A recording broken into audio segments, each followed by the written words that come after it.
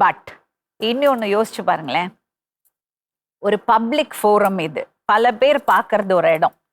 இங்க வந்து நான் வந்து ஃபுல்லா தெரிஞ்சுக்காம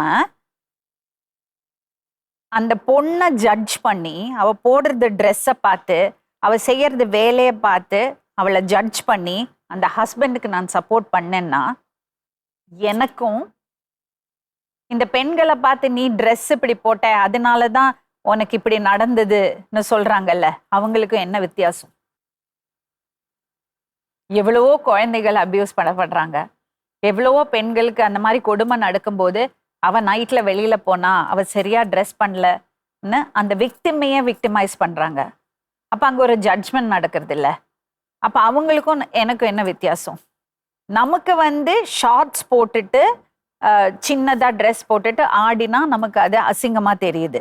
இன்னொருத்தருக்கு இப்படி புடவை கட்டிட்டு இந்த கையை காமிச்சிட்டு இந்த தலையை இப்படி போட்டுட்டா அசிங்கமா தெரியுது. கரெக்டா? So it is very relative.